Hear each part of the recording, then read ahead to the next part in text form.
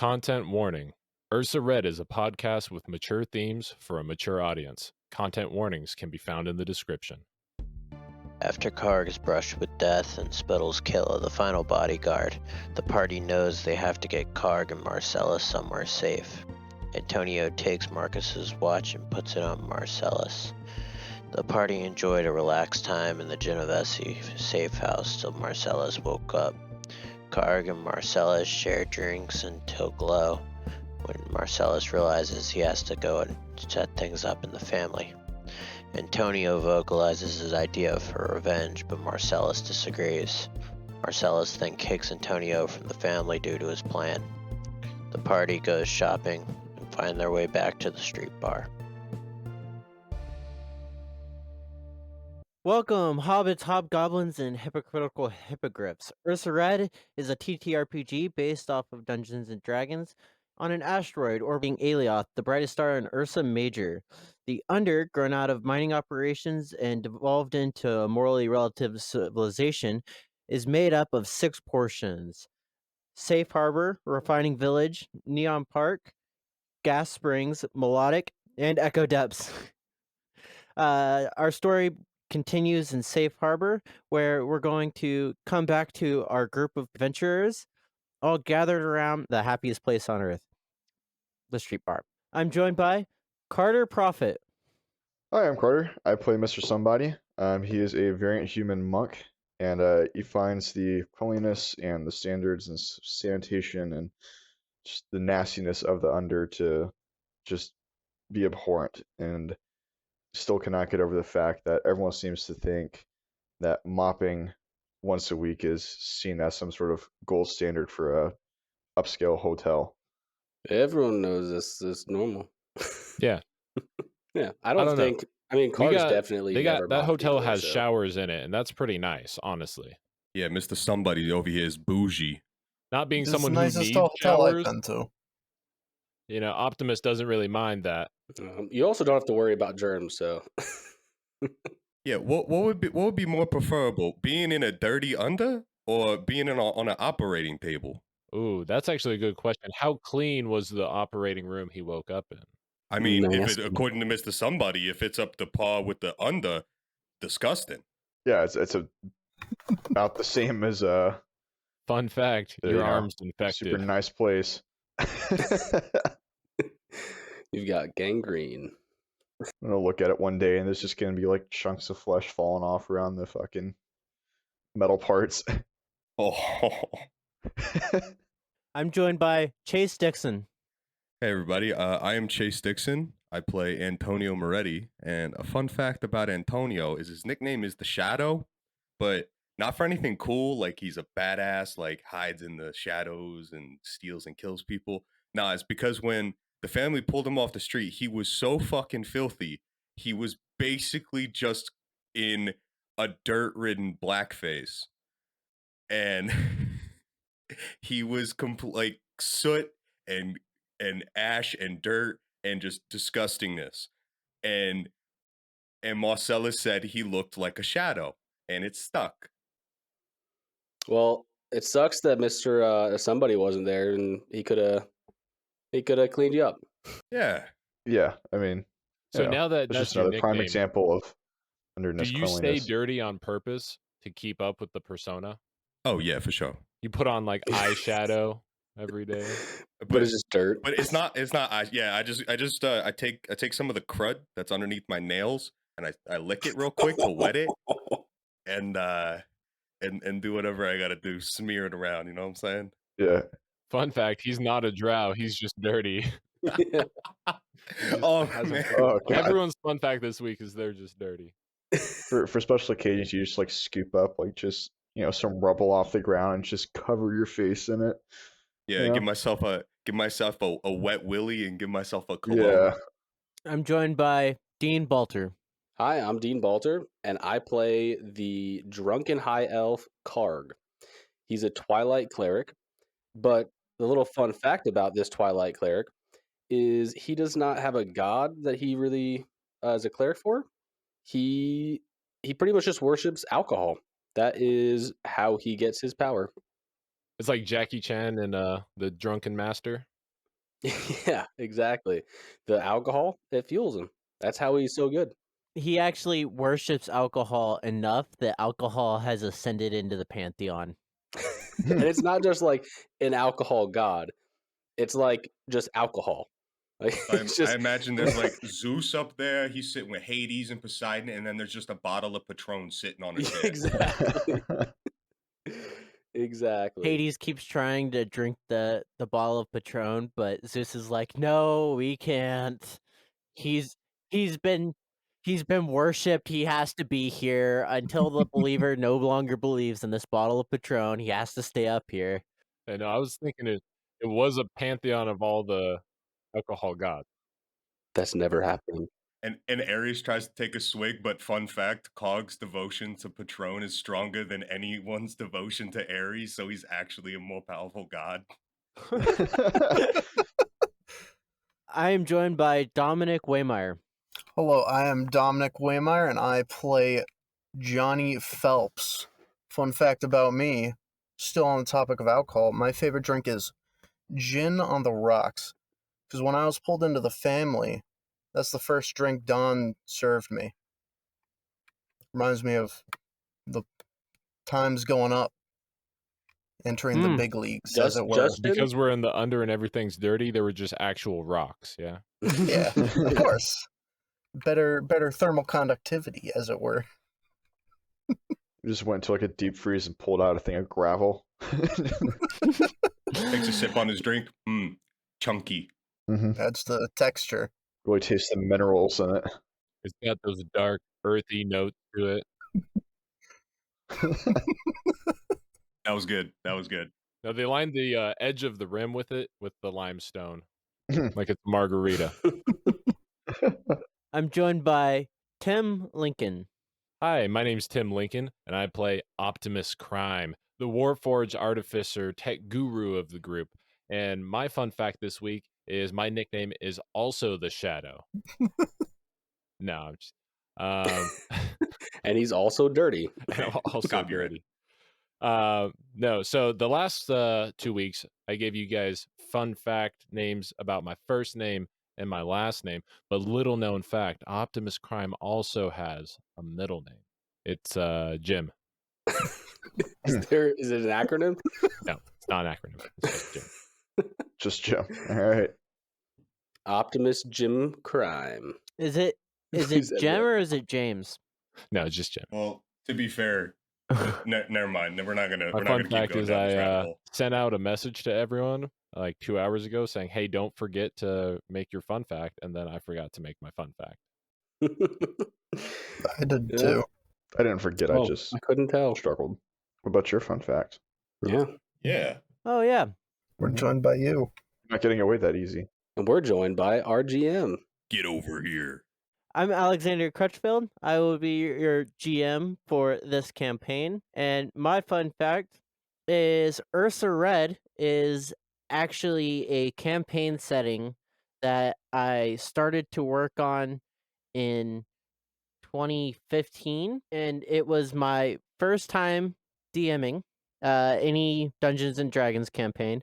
And we made it 3 sessions in before we were like, why are we doing this? We're already in 2 other campaigns, like all of us together. And then we just scrapped it. And when Dean was like, hey, will you DM for a thing for tactical crits? I immediately was like, there's one world that I started to make that I never got to explore. And now we're exploring it. So Yeah, we were playing our last campaign over the course of 6 months before Tactical Crits was even a gleam in Dean's eye. Crutch would make passing comments about this like it was that the world that shall not be named. So he's had this brainchild for a while. Well, I'm glad we got to make it work and we can play it now. Yeah, I'm a fan. That's just under a decade late. Chug, chug, chug, chug, chug, chug, chug, chug, chug, chug, chug. Ooh. I've already eaten 3 bowls of goop, and you want me to eat more? Get it down. You need to eat all of them. You have to try every single flavor to tell us which one is the best.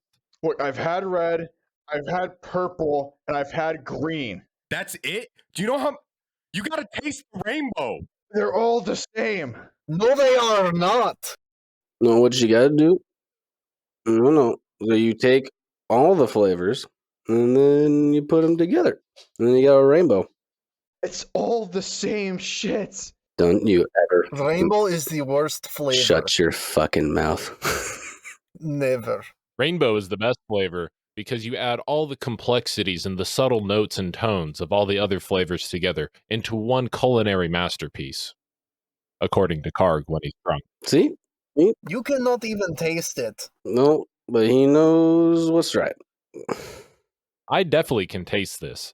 And I'm going to stick my finger in the goop and bring it up to my face, wipe it on there, and say, yum, yum.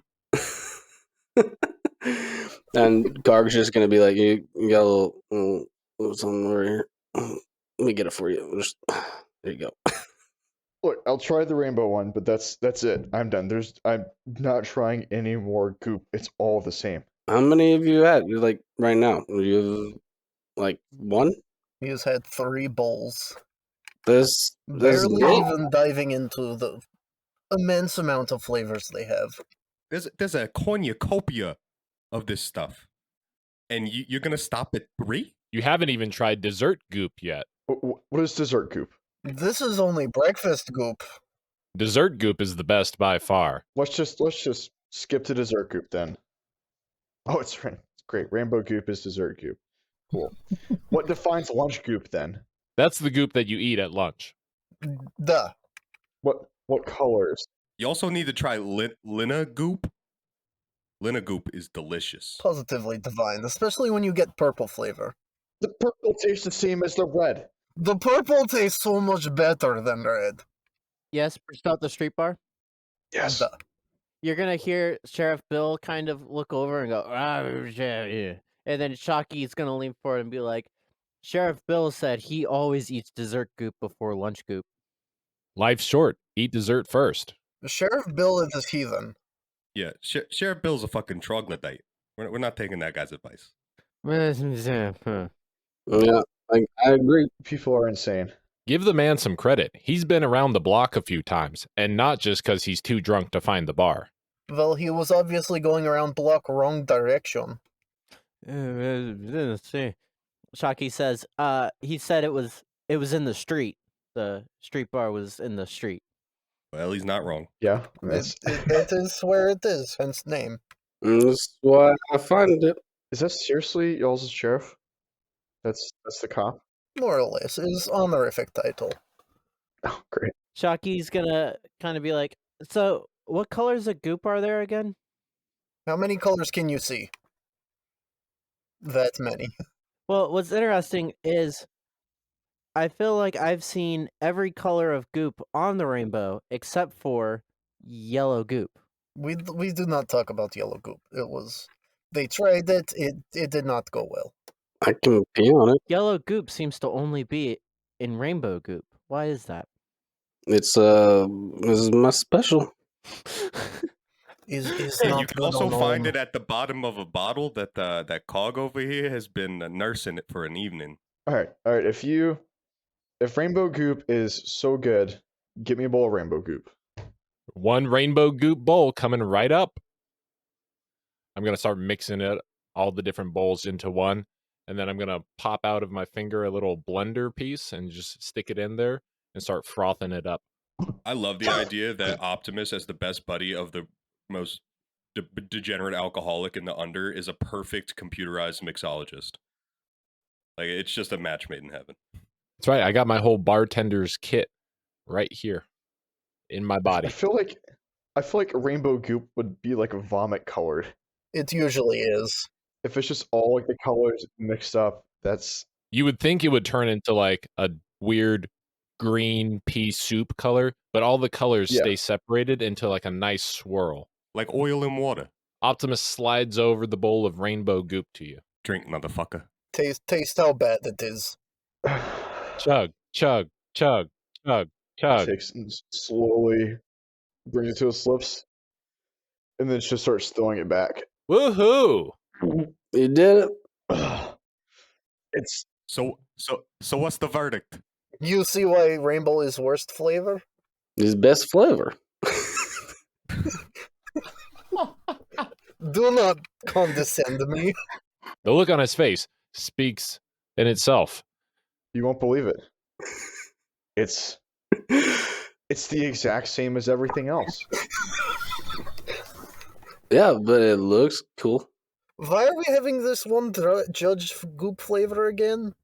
It looks like someone just mopped up any goop that spelt on the floor and threw it in a bucket. I mean, sometimes He refuses to acknowledge flavor complexities. But it's pretty. There's It's no pretty. flavor. It's It's not like- about the content. Perception is reality. It's about how it looks. It's It's like- gorgeous. It's like wet sand. yeah, that's the best part. Where else are you gonna find wet sand here? It's not like we have beaches around here. Why would you want to eat wet sand? Only like to purple think- colored. I like to think that the reason it's called rainbow goop is it's literally just a fucking oil spill. It's like a thin film on top. It's just like Yeah, it's more like an iridescent, like shine. There absolutely is too, because it's probably like oil that was inside of the bowl too. That's just like making it shine. Oh, on top. God. It actually has like oil in Or it. oil is a derivative ingredient of goop, and That's it where the just yellow- comes out. Yeah. That's where the yellow comes Ah, from. yeah, goop's all Yes. petroleum-based food, and that's why Optimus Yeah. loves it. it's not even like Oh, olive man, oil this or is vegetable oil. It's actually just like shale. Yeah. To complete your guys' long rest, you guys are gonna have to go to sleep one more time. Do you guys have a plan for that? So, Not yet. so Karg is a high elf who can trance, Right, you're good. and Sick. he's gonna pretty much just like sit at the bar the whole time and kind of trance, praying to alcohol. Okay. Good alcohol. Do we want to do it where everyone just got so drunk they just passed out at the bar? Yeah, we can do that. No, I'm not alone. Because we Are still had we 5 doing that? bottles of alcohol Duh. from last time. I'm cool with that. Yeah. Yeah. I got some traumas I gotta work through. So I'm gonna do that in a healthy manner of getting belligerently drunk and passing out upside down on the bar. And then That's how you Definitely. do it. Optimus will go behind the bar. He likes to pretend he's the bartender, and he'll plug in. He's got a charger back there as well. At this time, while I'm going through other people's stuff, go ahead and start making the tiny adjustments you need to bring your character to level 2. But Waymire, before you do that, Yes. you find yourself in a cavern. This is very clearly a dream. Because the cavern just seems to keep going. You hear a child's voice coming from directly in front of you as it kind of echoes off the walls. It sounds like this child is talking to someone, but no one responds.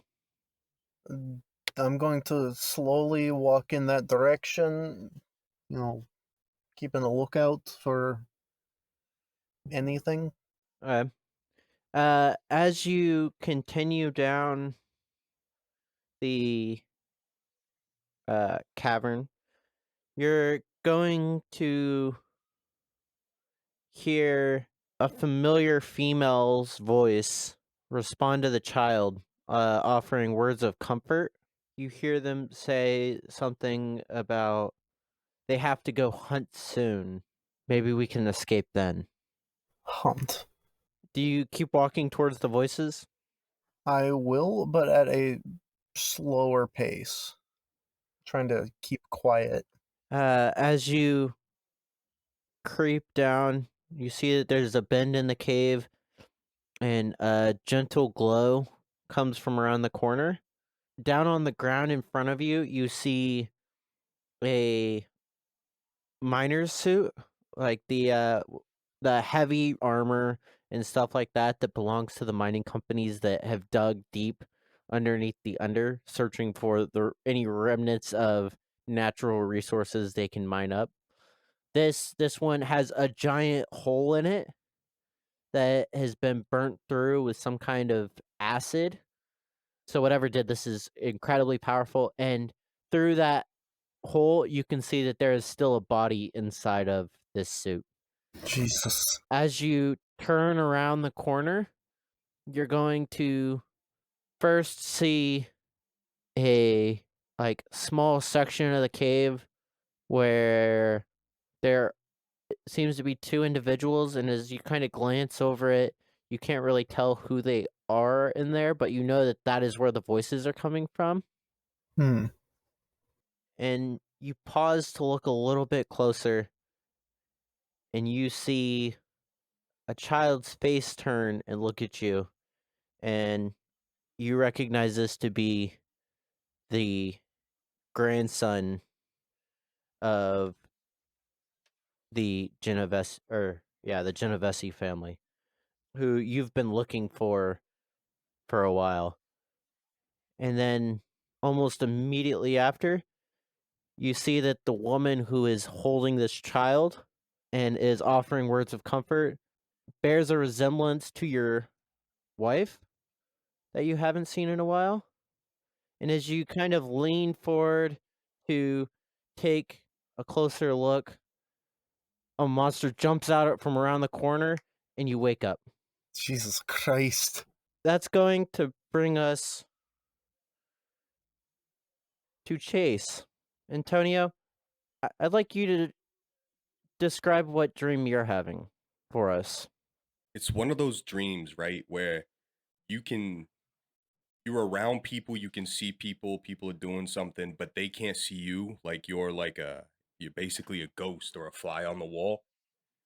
And I'm in the conference room of the hotel, and I'm watching what I presume happened behind those doors. And every time I see the doctor that's we're looking for, I see his attire and his body, but when it gets to his face, it's constantly changing. It's never locked on one face. So I don't know what he looks like, and I can't hear anything, but the you can tell by the body language that it's becoming a heated argument.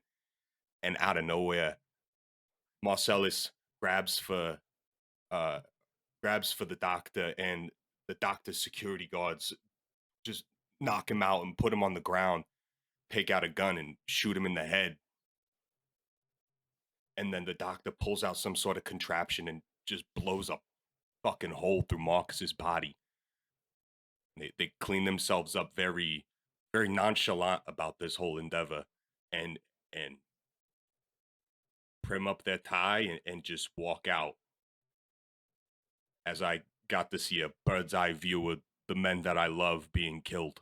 After this sequence finishes, you will also wake up. You wake up and you see that Phelps is also awake. You're also going to see that Karg is gone. Mr. Somebody, in your dream, you're going to feel arms holding you and dragging you away as you desperately try to work your way back towards a house where you see a teenage boy and what appears to be his younger sister, as they both are standing in the doorway crying, and you recognize that you are not in the under. Uh and you feel yourself saying words that you're not intending to say. You hear it just kind of like, sorry, I did it for you. Did it for you. Like coming out of your mouth as you're begging for forgiveness from these two kids standing in a doorway. You continue to be dragged away, and you're thrown in the back of some kind of vehicle as a door closes and everything goes black. Once this memory ends, you're going to wake up. You're also going to see that about 6 hours has passed, or 8 hours, whatever you needed to complete your long rest. Mr. Phelps, Antonio are both awake, and Karg is missing. Before we get to Crime and Karg, would you guys like this opportunity to interact? Is Crime still plugged in behind the bar? Yeah. Nah, I think I'm good. I will second that. Yeah. Crime. Yes. What is Crime dreaming about right now? So Crime's dream is he takes his time when he's shut down to do systems checks, make sure that all of his data isn't being corrupted. You know, he's gone through a lot of damage in the last couple of days. So he's checking all his systems files, making sure everything's in order. But also, there is a part of him that likes to have abstract kind of thoughts and dreams. And so, what he's dreaming about right now is more of like a memory, kind of. He's thinking about a time when him and his sister were sitting at the top of a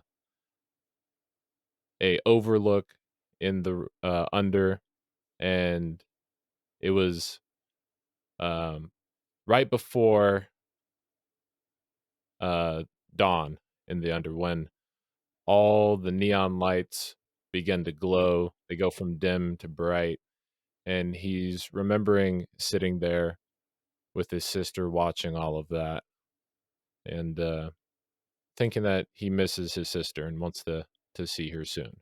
Very nice. So, Crime, after your memory is complete, you're going to wake up and notice that everyone is waking up right now, except for Karg, who is not here. Where's Karg? Did anyone see him leave? I figured he told you. I did not see him. I just woke up. Yeah, I'm in the same boat as Phelps. I was not disturbed at any time during my rest cycle. Must be nice. Maybe he wandered back to the apartment. Should we check there? Would probably be safe bet. Do you have like a security cam feature, for when you're sleeping, you're still looking? Oh wait, that's a good point. I'm a drow, so I meditate and I'm aware of my surroundings while I'm resting. Yes, but you're a drow, and you said that you were drinking to get rid of all your problems. Let this be a lesson, kids. Pay attention to the words you choose. They have meaning. Consequences and actions. Consequences. Crime, do you have a camera that you can play back? Absolutely, yeah. Crime's face is a camera. So when you go back and you hit play and run through the footage, very early on, you see Karg stand up with a bottle of alcohol held out in front of him, and he's like moves his arm, and he's like, "Oh, what? Okay," and he just starts to follow the alcohol. Karg, after you fall asleep, you find yourself at the street bar, but you're by yourself, and there's no one else there. But directly in front of you is a brand new, high quality bottle of tequila. Oh, that's some high quality alcohol. Gotta go get a little taste of that. And then he's gonna start walking towards it. Cog. Yeah. Cog. I'm right here. I'm on the counter, Cog. Yeah. Whoa. What? Cog. And you see a face on the bottle of tequila. He's gonna be like, Karg, we've got an adventure to go on. Oh, where are we going, buddy? I'll tell you on the way. Okay. And you're gonna pick up the bottle. And like the bottle's gonna be like, we're going to the right, and you're just gonna like, oh, this way, okay, and you're just gonna start walking off. Okay. Oh my God. So the bottle's going to kind of give you directions throughout the town. You feel really impressed with yourself because you are very accurately recreating this city in your dream. There's no other people, which seems strange to you. Kind of a random point, the bottle's going to tell you to go into a house, and you realize that you are back at the building of the safe house. Wait a minute. We already left here. Why are we coming back? There's something you gotta see, Karg. And you're gonna start to go upstairs, and as you're about to go into the safe house, the bottle's gonna be like, now, higher, Like, oh, on the roof. oh, shit. Okay. And Karg's gonna start walking up onto the roof. Once you get onto the roof, you're gonna kind of look around.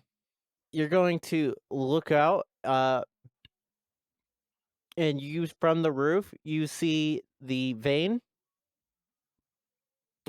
which is that club where like the less organized crime go. And then behind it, you see like a shipping yard, and in the middle of the shipping yard are two silver trains that are currently being loaded by robots with a series of boxes and things like that. And then one of the trains opens up as robots start to carry boxes into it, and out of the train you see 12 dudes wearing black on black suits. They all have glasses on, and they're wearing like essentially like a like the oh gosh, I don't know how to describe this hat. It's like old school golfers used to wear it. Like a flat cap. Yeah, like a flat cap. Like little black flat caps, and you can tell that they're like all carrying some pretty decent weaponry and stuff. Karg, get down. Okay. You're going to lay down on your back, and as you lay down on your back, you're going to get a bit of moisture on you, and you're gonna feel yourself wake up and realize that that was kind of a dream, but somehow you actually ended up on top of this building. Oh, shit. Oh, God. Oh. Karg's gonna grab, I'm assuming he still has the bottle of alcohol in his hand, right? Absolutely, but it is now just a bottle of alcohol. Karg is gonna look at it, bombs up, and he's gonna take a couple jugs. And then he's gonna look around him, and he's gonna look back at the same area where you saw the trains. Does he see anything there? Yes. So there are robots loading boxes on and off the trains. This is kind of like one of the few vantage points in the city where you can actually see this occurring. You're not going to see any of the schemy gentlemen that got off. However, you are going to see that it looks like more stuff has been loaded onto the train. So you don't exactly know how long you were laying on the ground, but it's safe to assume that what you saw actually happened. You were just being led by essentially your god. Oh. Karg is going to make a long distance call to his good old buddy Crime. Okay. Ring. 1 credit, 10 words. Okay, I gotta count now. Okay, I got. Shit. Hey, buddy, come warehouse. Me drunk last night. Shit, safe house. And yeah, he's gonna send that over. Okay. Does he not have more than 1 credit? No, he's just really cheap because he wants to save the rest of his alcohol or the rest of his money for alcohol. Crime, you're going to receive a little, very choppy voice message. Accessing memory files. It appears that Karg left as soon as we all fell asleep. He was wandering off with a bottle of alcohol in his hand. We got mail. I just received a message from Karg. It says, "Hey, buddy, come to warehouse, shit, drunk, safe house." Yeah. Warehouse shit safe house? The drunk part sounds about Do you right. think he means that he got drunk and went back to the safe house we just came from? If that is what he did, we should make haste. Antonio, didn't Marcellus said they were going to restock that warehouse soon? We needed to be gone. Yeah, they did. He could be in danger. We have to move. We should make haste. Optimus is going to unplug himself, and he's going to stand up, start making his way, walking with a purpose in the direction of the warehouse. Like to imagine anyone who tries to keep up with Crime is gonna have to do like a kind of half run, because Crime is what, 6'6", Yeah. and is walking with a purpose. So he's like just taking giant steps as he hoofs it down the road. Karg, you aren't like trapped on the roof or anything. You have the ability to leave at any time if you want to. Okay. While Karg is up on top of the roof, does he see anything around the building, like just around the building or anything? I'm gonna say there's not really anything interesting happening around the building. Right now it is early glow. So still kind of early in the day, and this part, like around the vein and stuff like that, tends to be a little bit more of a late glow, and then basically all through dim kind of area. A little bit more nightlife. All right. Karg's gonna walk downstairs. Okay. Are you going down to like street level? Sorry. Karg's gonna walk. Yeah, he's gonna walk all the way down. I think he'll probably go rummage through the cabinets again one more time to see if he finds any more booze, and then he can bring more alcohol when he leaves. So you head down to the road, and then you're just gonna wait for everyone else to show up. Well, I think he's gonna start walking back to the street bar, so we'll probably meet up with him. But he's gonna start walking back. And did he find any alcohol in the cabinets before he left? No. Well, he's gonna walk back with one bottle, the one that he brought.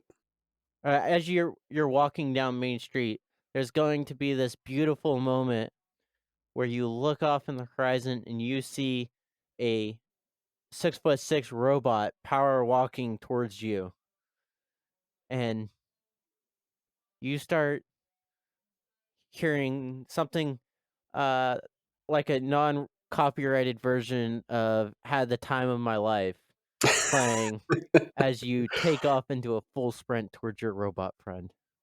As he does that, he casts thaumaturgy and makes that song play super loud, 3 times loud as normal, and he's singing it, just running towards him. No one puts Coggy in a corner. Sick. You guys are going to approach each other. Antonio, Mr. Somebody, Mr. Phelps. Duh. What are you up to? Just trying to get the band back together before we decide our next step.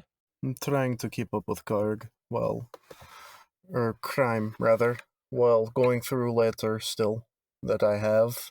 I imagine we're like 2 blocks behind him, trying to catch up. What was this about the letter? I'm just going through it over and over, trying to see if there's anything I missed. It was short letter, but I think when Karg ends up meeting up with Crime, He's gonna be like, buddy, you wouldn't believe the dream I had last night. Did you get drunk again and think that alcohol was talking to you? It does. I mean, we both know that the bottle has a mind of its own. And it brought me here. And he points back to the safe house. And it's a sign. It means we need to get alcohol from the trains. It's a sign that we need to get out of here quickly before any of the Genovese family comes back. Okay. Yeah, let's move. All right. Karg starts walking towards the trains. Not that way. Where are you going? The train. Karg. But the bottle said. What did the bottle say about the trains? Well, he showed me the scary bed and some robots, and they were on the train. And he said we needed to go. And then he takes another big gulp of his bottle, his tequila bottle that he had on him. There were scary men and robots at the train. Yeah, maybe they're packing up stuff. Maybe they got alcohol. And you wanna go to the train? Well, if they got alcohol. These trains are normally just for like shipping materials, like mining materials up to the surface, resources and stuff. Yeah, and it does occasionally allow things to be brought down. Unfortunately, there's a limited amount of space of the things that come down, just because that's just kind of how that works, and most of it ends up being taken up by the families. But yeah, these trains are mainly used for exporting things, less so importing things. Does that make sense? Yeah. And we wouldn't necessarily know all the stuff that they're shipping up there, right? Like we just know that they are shipping up, Yeah. resources, but Yeah, this is kind of like you probably shouldn't you're discouraged from going around this area, and sometimes you're discouraged with gunfire. Antonio, does the family normally spend a lot of time loading and unloading things from the trains? Nah, that's not our bag. We bring the stuff there, but we almost never even saw the trains. That all got handled by somebody else. They operate getting things to the docks, but the docks get loaded onto the train by robots that have nothing to do with the actual family itself. yeah, Karg, they look a lot. Wait, Karg, Crime. You look a lot like you over there. Looked like me. Yeah, shiny people. Maybe it's those risers that Marcellus warned us about. Maybe we should go take a look and see what's going on. This could be your chance to get some revenge. I'm all for it. I might have another lead on the risers, as it were. Antonio, here, take a look at this letter, Antonio. What you got? What does the letter say? I hand you a letter and it says it's from the fucking Donovan to the Daniele family. It essentially says that he doesn't like it when the guys come down. He thinks they have something to do with his grandson disappearing. He wants to stop him from coming. Yeah, that kid's been gone for fucking ages. Jesus. Even I was looking for him at the start. You said you might know where the kid is? I'm not sure if I know where he is, but Daniele family is the only lead I have right now. Well, if word hasn't spread about me getting kicked out of the family yet to them, then you might be able to get an audience with them. Hopefully we can. Let's proceed with caution. Okay, let's do it. So what's the game plan? Follow me. Seek them out. Yeah, I would say we'd probably go stealthily, kind of around in the shadows, and then try to get closer. To the train or to the family? Yes. Well, we're here at the train, so we might as well knock this out while we're here. Might as well. So you guys are going to the train station, correct? Yes. Hooah. We're trying to get in and find out what's going on over there, but not be found out. Be real sneaky like. So everyone kind of knows where the entrance to the train station is, especially the members of the Genovese family. It's in like the northwestern corner of that park, kind of at the edge of Safe Harbor.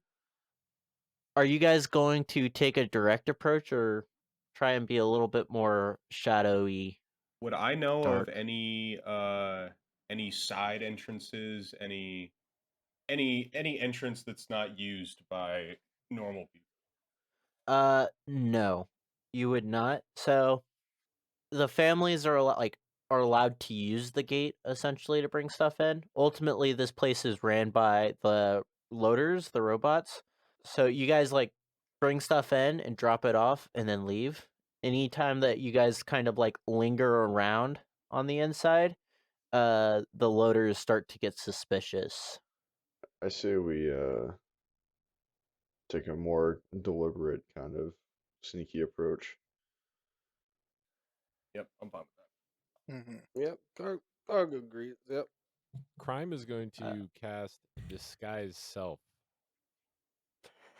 And so disguise self, you make yourself, including your clothes, armor, weapons, etc., look different, and you can seem 1 foot shorter or 1 foot taller, appear thin, fat, or between. The changes wrought by this spell fail to hold up to physical inspection. For example, if you use this spell to add a hat to your outfit, objects pass through the hat, and anyone who touches it would feel nothing. So the way that Crime is going to do this is he knows that you can get in anywhere as long as you just put on an orange vest and hold a clipboard. So he's putting on an orange vest, he's getting a clipboard out, and he's putting on a hard hat. And if anyone asks him what he's doing there, he's there to check on the other robots. Okay. Um. Okay. What's everyone else doing? I think Karg is gonna try to follow like 40 feet behind, just to keep a safe eye out. But he's gonna keep his distance, so if he has to, he can try to like hide somewhere. I'm gonna do the same, but I'm going to very Assassin's Creed bounce from group of people to group of people, like shadow to shadow, as much as possible. Mr. Somebody, Mr. Phelps, what are we doing? I'm gonna see if I can just stick alongside Crime here and I don't know, just pretend I'm part of like his entourage or something, like a human handler for a robot. I do same thing. I pull out book of notes and pretend to be going through while inspecting containers. So you're not actually in it yet. You're Once I get there, Oh, okay. I'm inspecting them from afar. Is this an actual book or is this a virtual one? An actual book. An actual book? Okay. It doesn't have anything in it. It's just for appearances. So who's going straight for the gate? I believe we have Crime, Mr. Phelps, and Mr. Somebody approaching the gate. So as you guys approach the gate, there's like a main gate that looks like some kind of vehicle could go through it. Vehicles aren't super common here. Mostly it's like trams and public transportation. But there is also like a gate for like a person. I don't know if you guys have seen like the old Willy Wonka movie with that gate. That's kind of what you're looking at, right? There's two guards sitting up front on like some just boxes turned on their side, and they're playing spades. Clearly, guarding this gate is normally an easy job. Is there anyone other than these two guards that we can see? Just the people in the street. Okay. While Karg is still like further back behind, like obviously just on the street area, he's gonna cast thaumaturgy, and he's gonna do it to like the far left side of these guards. and it's just gonna be a big banging noise. A banging noise? Can Yeah. So you add a little bit so there's like the gate, and then there's like a wall that just kind of extends off of it from either side until it runs into some buildings. Uh are you going to make it come from like along the wall, or yeah, so it's gonna be along the wall on like the left side of the guards, and it's just gonna be a big bang. bang? They're going to jump up and kind of look. They're going to be distracted for about 35 seconds. There's a chance to go in. Immediately after they hear the bang, they're now distracted because the dude who was sitting further away from the bang, it starts like messing with the cards, and so now they're like arguing with each other. It's not really like spades, it's some kind of 2-player game. That was just a word because it just hit me that spades is a 4-player game. There's 2 invisible guards, so we just don't see Yeah. it. But yeah, they're now arguing about this, making it super easier for people to get through. I'm going to use this opportunity to attempt a sneak past. And before he does that, Karg is gonna cast guidance. Oh, thanks, buddy. You got this, buddy. So who else pushing through? If you're pushing through, go ahead and roll stealth check with advantage. Basically, super easy DC. We're just making sure none of you do something stupid and draw attention to yourself. Karg is, I think he's just gonna be drunken and try to slip past. He's just gonna like knock onto the guards. Hey, you guys stupid. You're supposed to roll this way, stupid. Everyone else has successfully made it in. Karg, are you gonna attempt to go in still, or are you gonna stay here? I think at this point I'm gonna try to distract the guards in case they need to make a quick escape. Okay. And then I think Karga's gonna walk over and be like, "Look, I'll show you how to play." And then he's gonna sit down and try to play the game with them. What everyone else, you're inside of this yard, and there's a bunch of boxes and things where most of them are smaller than 4 feet by 4 feet, but they are stacked on top of each other. They're all made out of metal. I think that's an important thing to make sure that for everyone's mind eye. They have little slots where you could, in theory, put like a forklift. Those of you who have been here before know that the loaders have arms that flatten out so that they can just put them in and pick up these packages.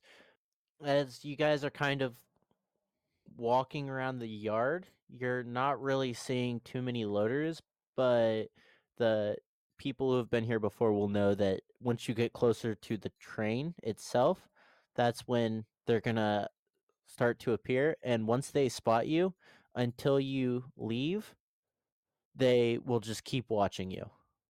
What do you guys want to do? Is there a sneaky spot I can slip into? As far as in between boxes? Yeah. Yeah? Yeah, I'm gonna do a little sneaky sneak. Okay. Everyone else? I would like to go to one of boxes and examine what is inside of it. Okay. Inside of the first box you're going to see, you're going to find that there's a bunch of broken pieces from the mine that need to probably be serviced, and they need someone with a little bit more expertise in this than what you guys have available in the under. Are there any boxes that stand out, like in terms of like markings or labelings on them? Well, right now, you guys are in kind of like a general area, but there are a few boxes that have like family crests on them. Does that make sense? Mm-hmm. So the Soto family is the ones that have the main mine, and so most of these items are from the Soto family. And while I'm in between these boxes, can I hear anything? Like, is there anything moving around inside any of them? So you're actively searching for noises and stuff like that. Yeah. I'm gonna say you can hear the robots and stuff moving, and off you're not super far into the yard yet, so you can still hear Karg off in the distance talking about rules. Yeah, so everyone knows if you throw the dragon's breath, then you gotta get up and do the okey pokey. I'm just gonna mutter to myself, "That's right, Karg. Turn yourself around." How close do I have to get to one of these robots to get a good look at their arm?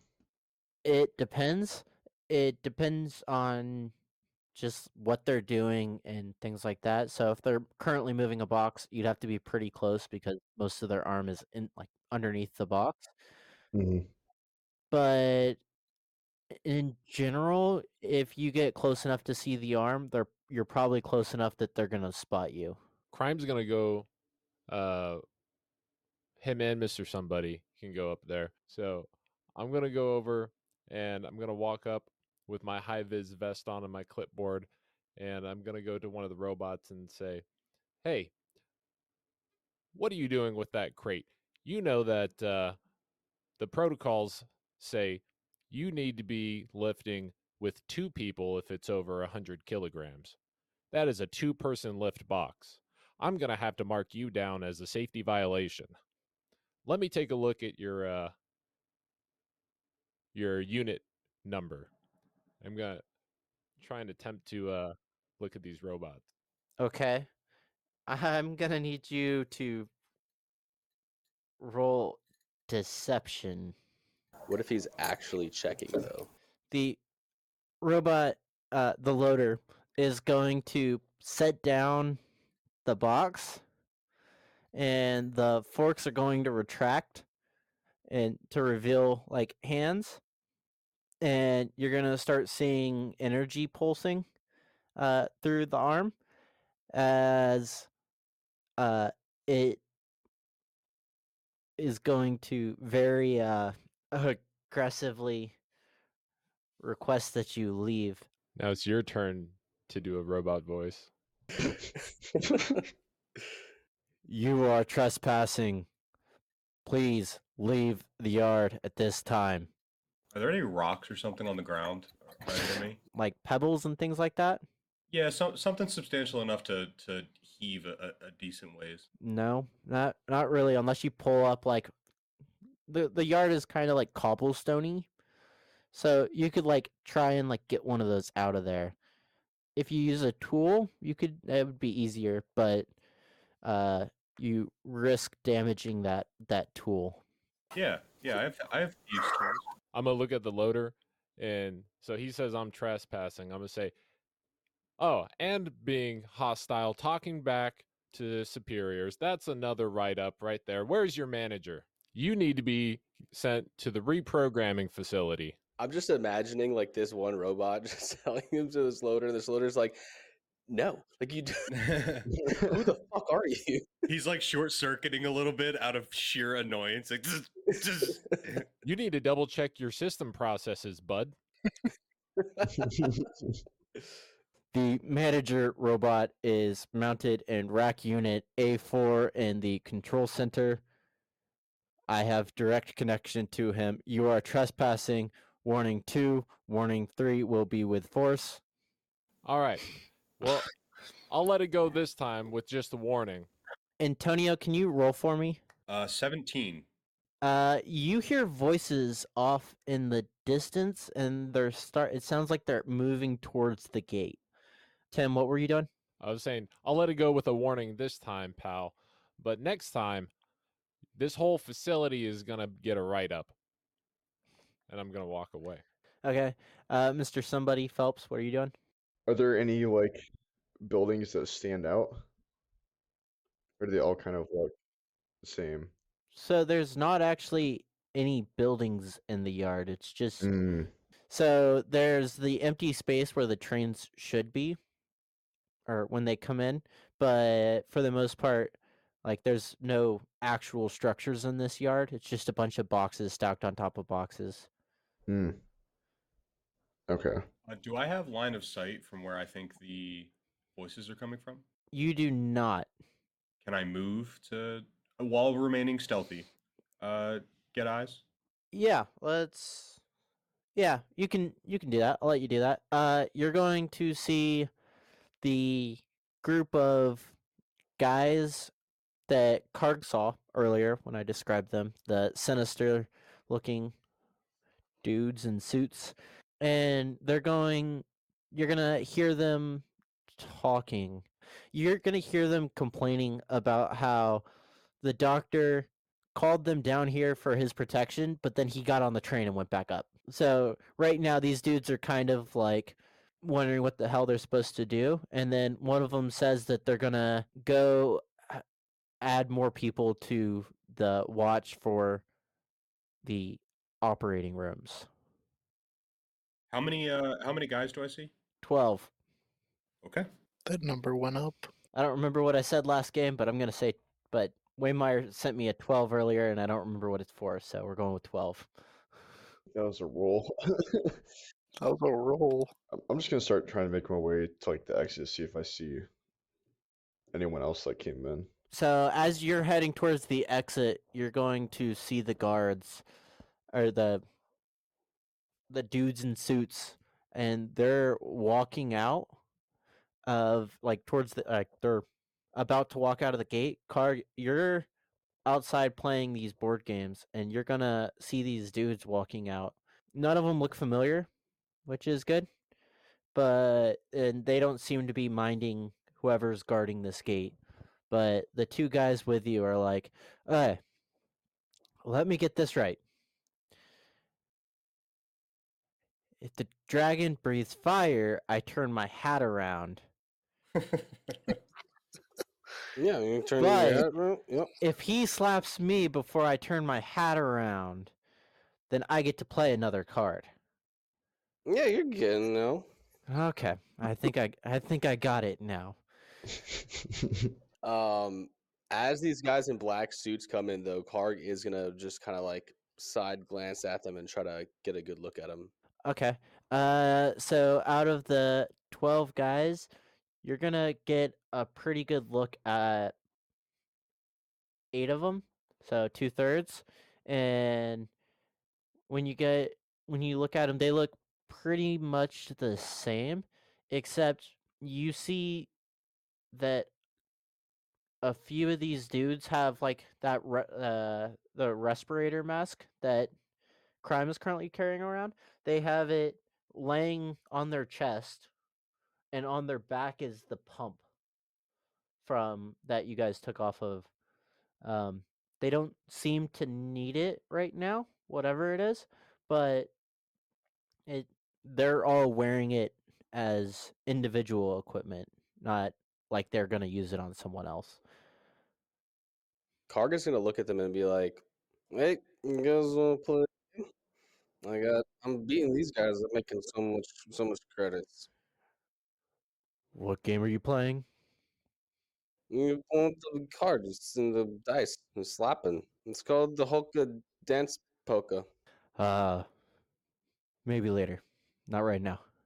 And then they're gonna take a right, naturally, because kind of the two directions you can go are to the left and immediately take a right to head north, or you can just take a right and go west. And they're all generally gonna go west, east, All right. east.